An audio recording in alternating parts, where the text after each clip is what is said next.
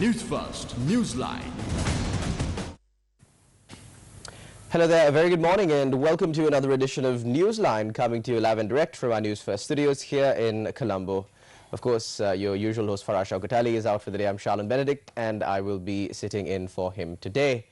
Well, Parliament was dissolved as of midnight yesterday. There is no Parliament anymore, not parliamentarians. They are former parliamentarians, all those who were in that hallowed institution. And this morning we've got with us former Governor Kirti Tennakon to discuss matters in the political arena. Good morning, Good morning. Kirti, and welcome to the show. Good morning. Kirti, the election is around the corner again. We've begun this special segment on our primetime news called Political Parties in Crisis, because this time around we can see a huge tug of war between many of these political parties, a little bit more in some than the others. So let's just start with the worst.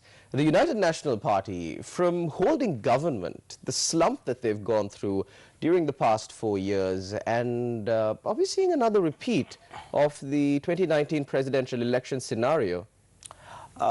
Definitely, yes. I mean, getting into the power in 2015 for the UNP, it was happened in an indirect way. Okay. So there are so much of organizations, there are so much of elements of power came into act, and that's made Maithripala Sirisena, the former General Secretary of the SLFP, becoming the President of Sri Lanka, and that has given a huge boost to the UNP and getting into the power, winning the parliamentary elections in August 2015.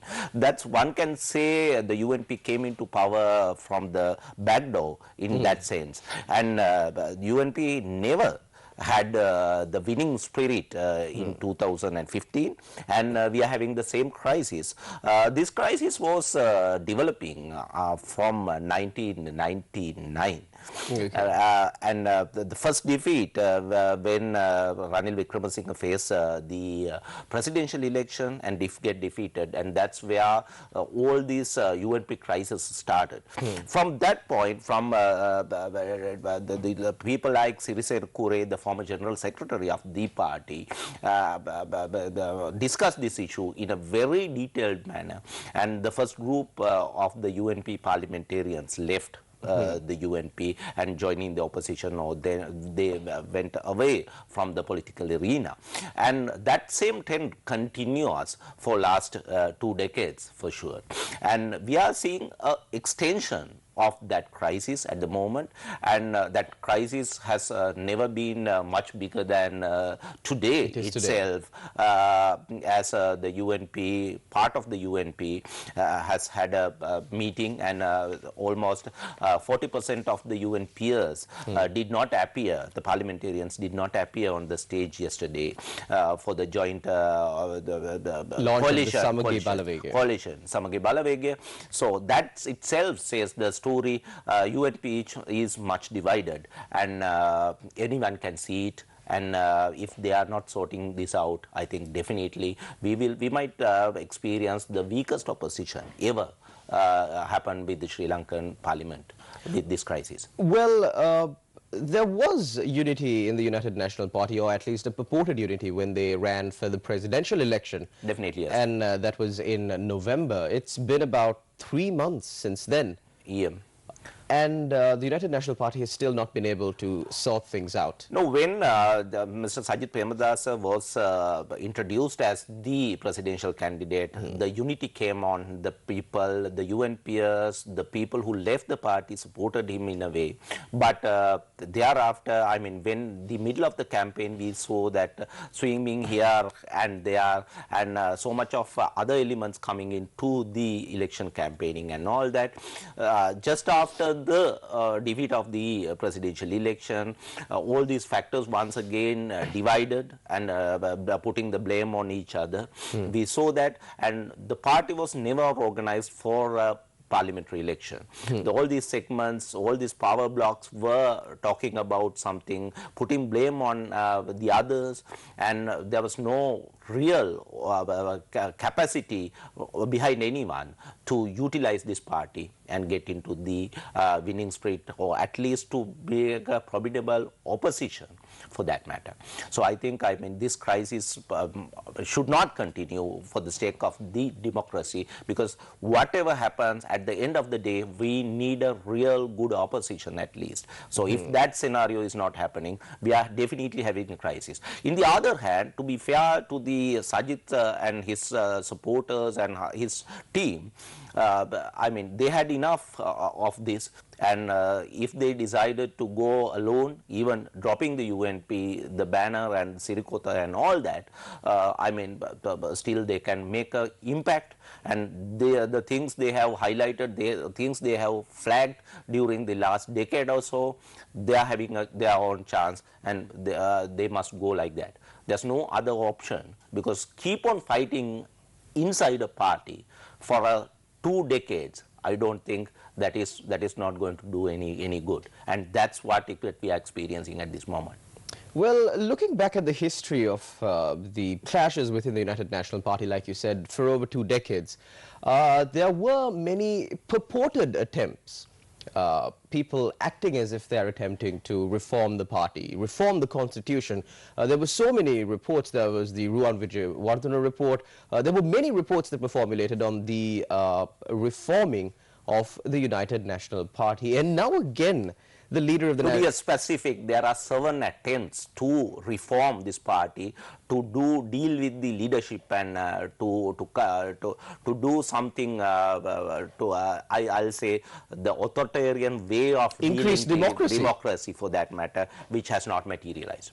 So, but what we can see is that repeatedly these reports or these attempts to reform the party come at the cusp of an election. Not really. I mean, in 2012, we saw the biggest challenge on Ranil Wickremesinghe came on. But at that time, there was no elections. And very interestingly, the former at that time, the former president, Mahinda Rajapaksa, came to rescue Ranil Wickremesinghe. The very famous Pareta Aradana Sirikota incident, when the UNPers get their supporters into Sirikota to protest Ranil Wickremesinghe, the roads were blocked and all that, their attempts were disturbed. Let me rephrase that statement, Kirti. I believe the correct statement would be that the reforms of the party comes whenever the party leadership is challenged. Definitely, yes. And then it dies down. No, I mean, this is the crisis with the UNP is to delve with the way how they have structured their party.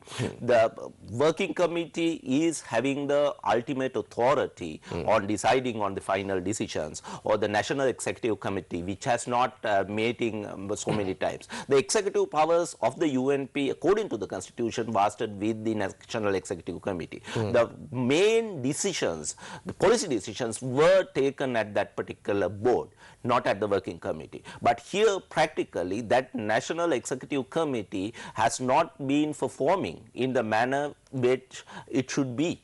So that has given the ultimate powers to the leadership. And everyone knows that working committee is appointed, maybe 35% of the working committee comes from the whole intention of protecting the leader, Ranil Wickremesinghe. So, I mean, there's no democracy when it comes to that level. So, there's a crisis, and that crisis has led to this sort of another crisis. So I think, I mean, when we are talking about this, we have talked about this for such a long time now, and in the meantime, the people, the groups who was struggling against that sort of setup, I mean, they either have to leave the party or to come up with the alternation. And for the first time, we have seen a broad coalition without UNP, without the UNP flag for that matter, or the label for that matter. And let's see how it's going forward this time. The current issue, you brought up a point when you said that in 2012, when the party supporters rallied against the party leader Ranil Wickremesinghe, Mahinda Rajapaksa came to his rescue. Would you agree that there is certainly unhealthy culture of deal making here in Sri Lanka? Definitely, yes. I mean, that was the issue for last at least 1.5 decade, for that matter. Continuously, we saw that deal making was taking place. This is one of the main blames came on the Yahapalana government during the last 5 years, and the promises made was not delivered. In the other hand, we knew some of the parliamentarians, some of the ministers who was having direct dealing with the former regime, Rajapaksa, the group and all that. But here, the bottom line, now for the first time, we see a very clear division. In the fact of an election here, now officially, now the country is on election.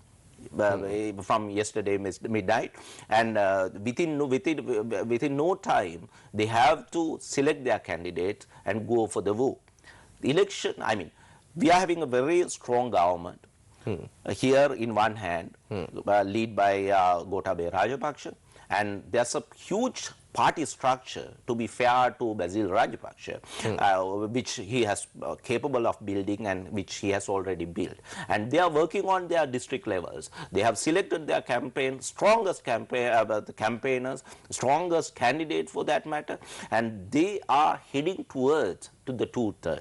And I think, my prediction, they are very much close to that. And definitely, under this particular system, they won't get 2/3, but they will end up somewhere close to that. So that scenario happens. I mean, we have seen so much of crossovers during the last 3-4 parliamentary sessions. So that's definitely will open up a new history in Sri Lanka. Like we saw I mean, during the Yahapalana regime, we saw that the 19th Amendment, people coming in together and voted for that and giving 2/3 majority for some. I believe only one vote was cast against the 19th Amendment. Here, I mean, definitely after the elections, they will try to amend the constitution. There will be constitution amendments coming on. This sort of the scenario will come into it. So that's where a formidable opposition is needed for the parliament. If that scenario don't happen, I think it is not healthy for the sake of the democracy here. And whenever we don't have a healthy democracy, a strong opposition, equally challenging policies, acts, day-to-day acts, policy implementation and all that, I mean, we are definitely in a crisis. We saw this in 1977. The absolute power was given to J.R. Jayawardena. It was ended in a crisis both in the south and the north. And we don't want to see that happening. In 2010, we saw huge powers were given to the Rajapaksa family. And that was ended up with just within four years. And massive corruption scandals came on. And finally they lost their cause and they lost their elections and all that. We know this history. So my issue here, what I am flagging here is very simple. Whatever happens with the country, we need a very prominent, strong opposition to deal with, which might not happen with the UNP crisis at this moment. Well, on the flip side of that, whenever there was a strong opposition or an opposition that was close to the hearts of the people, they have always managed to keep the government in check, which was what happened during the past 4.5 years. Definitely, yes. All the credit should go to the very prominent leadership of Mahinda Rajapaksa and the Basil Rajapaksa for that. They worked their homework, they did their homework, they were ready within no time. But here, what we see here within 100 days of the defeat of the presidential election, the opposition, or either UNP or the TNA and the other coalition partners of that, of the opposition for that matter, is struggling their grounds. I mean, when we are talking about the UNP in the southern part, the TNA is having the same challenge in the northern province, north and the east for that matter, and their leadership and their party representation in the upcoming parliamentary election will be very much challenged for the first time in Sri Lanka, I think. I mean, because they are having a very big opposition alliance coming against the TNA in the northern province. Of course, with the crisis in the United National Party aggravating, it's quite ironic that the party name reads United, but the MPs within the United National Party without... Can we call it the United National Party anymore? This was some views expressed by one of our viewers. When it comes to the UNP, we saw continuously UNP having these sort of crises, which gave them a better chances of governing the country, but getting the right people into the right positions. But this time, for last decade or so, definitely we didn't see that. So the right people are not coming, and this is the biggest crisis. Well, moving on from the United National Party, of course, the Sri Lanka Podujana Peramuna seems to have their act in place. But of course, the nominations have not been prepared as yet. And even there are three factions in the Sri Lanka Podujana Peramuna alliance. You get the Sri Lanka Freedom Party, you get the Vietmaga, and then you get the traditional Sri Lanka Podujana Peramuna parliamentarians. Do you think that this too will culminate in another crisis that will blow up a little bit later, maybe? Maybe, but I mean, at the moment, they are struggling with their nomination papers. Why? There are so much of prominent, capable people who's willing to contest under the Podujana Peramuna flag down there. This is very much understood because, I mean, not a single, I mean, for an electorate, they might have put 3-4 people to organize the parliamentary, the presidential elections. Pradeshia Sabha members, the chairmen, the former provincial councillors, the party organizers, the Vietmaga and the people who came from the other parties were down there doing their best. Don't forget the Sri Lanka Freedom Party organizers. And on top of that, the Sri Lanka Freedom Party decided at the middle of the election campaign to support Gotabaya Rajapaksa, and they had something like 9%, maybe 11% of the total number of votes when came as a bulk. So now, at the district level, we know that, I mean, maybe 10, 12, 15 people can be accommodated to the list down there at the districts. So they are having 3 times more than the capable, accommodated people in the list. So definitely, yes, they are having a they are having a very big issue. But here, Vietmaga, I don't see more than 5 or 6 people from the Vietmaga is coming for the nominations, accommodated in the nominations. In the other hand, we saw the SLFP and the traditional Podujana Peramuna, the people who was established and who has done their campaign for against SLFP for some 2.5 years, crashing with each other at the district levels. Polonnaruwa we saw, we are seeing it everywhere. We are experiencing it. So that scenario is also down there.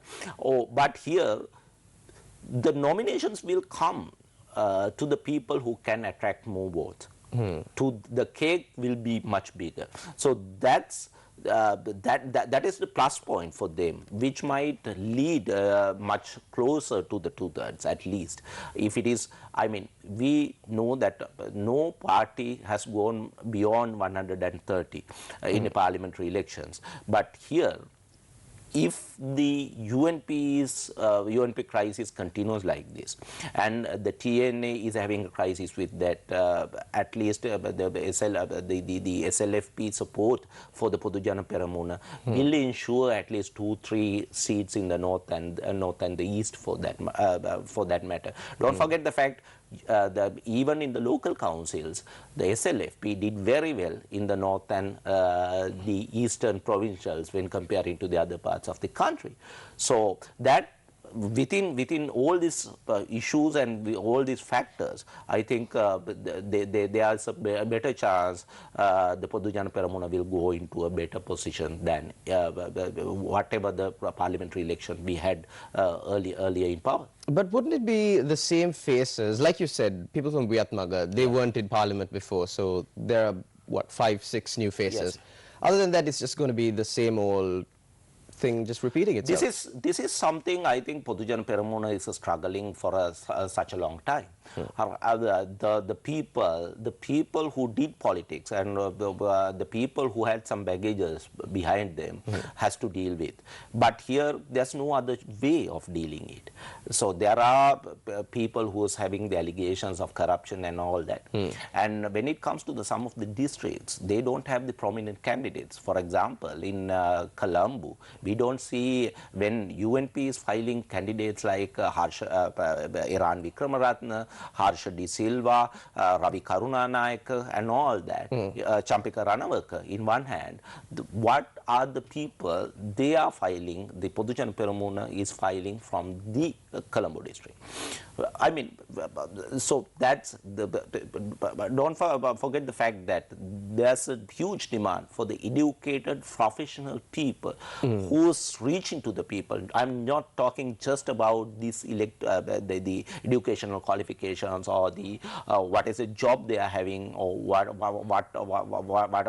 how they are successful with their career ladders and all that. But here, with a human touch, with a common touch to the people, they don't have the real professional people for some of the parties. UMP is having the worst when it comes to that particular thing. But here, in general, there's a demand for the decent people who's doing politics on ground, but which has not made. This is a issue we are struggling for such a long time. In the other hand, there's a huge demand for the female candidates to give prominent, capable women to get into the parliament, which we were very much failed for last 4 decades at least. But here, that space, will it come, is the biggest issue. Of course, in the run-up to an election, we're talking about incidents of election violence, violation of election laws. But of course, Kirti Tendakon, you are quite familiar with this subject as you were a former election observer. But when it comes to this year's election, how hopeful are you for a peaceful election on the 25th? I mean, during the last presidential election, we saw a very, very peaceful election time. And when it comes to the election law violations, there were, of course, but here not in a major way. So the Election Commission and the political parties, all credit should go to the Election Commission and the political parties, who are the leaders of the political parties, to maintain that environment during the last presidential election. Don't forget the fact 2015 August we had the same experience. When comparing to the previous elections, during the general election time, we had a very, comparing to the others, we had a peaceful election. No major election violence come into act. I hope that same tradition which we have experienced during the last 3 elections will continue in the parliamentary elections. But here there's a huge competitiveness between the candidates, either it's UNP or the Podujana Peramuna or the TNA for that matter against Vigneshwaran and its coalition, and the Muslim factors, yes, and JVP will try their best to ensure at least to get some 6-7 people into the parliament. So this competitiveness definitely will lead to election law violations and election violence. Let's hope that the law enforcement authorities and the Election Commission and the political leadership will deal with this and ensure that we are having a free elections and election without election violence. Well, Kirti Tendakon, while the politics or the technicalities of politics are quite important when it comes to discussing or in the run-up to a general election of this country, we must not forget that the whole point of a democracy is that the people are represented. Sometimes politics nowadays have come to a point where it's not serving its true purpose. There are more deals and games and tactics and gerrymandering, so on and so forth involved, that the views of the general public are really not heard. Classic example of this, and we've been speaking about this on our network quite extensively, the MCC agreement. Now, in the run-up to this presidential election, the previous presidential election, we saw the amount of opposition against the MCC agreement, and we saw how much the opposition at the time, which is the Sri Lanka Podujana Peramuna, were standing with the people. They said, when we come into power, we will rip it apart, we will throw it in the dustbin. But then now, you see ministers who come from the Podujana Peramuna coming and saying, 70% is good, 30% is bad. They're saying, we will amend this, we will get this right, we will We do are this. surrounded with fake news throughout, with the social media and the manipulated news coming from the interested parties affiliated with the political and especially the election around. So this is what we have experienced. When it comes to the Wilpath tour in 2015, we are the ones who pioneered this. We were the ones, we was first talking about Wilpath tour. But it became, I mean, the whole intention of protecting the environment in Wilpath tour. It became a political talking point. It's political talking point which have been totally diverted from the original cause, and it was gained political advantage to some group and political disadvantage to another group. And the issues related to Wilpath too has not sorted out for last 5 years. That's the shame. The Muslims who's living down there was not given what they want, and the issues related to the environment is not also ensured in a decent or the credible sustainable way. In the other hand, we are seeing that same issue with the ministers' influence coming on, especially in Rajangani and all these areas.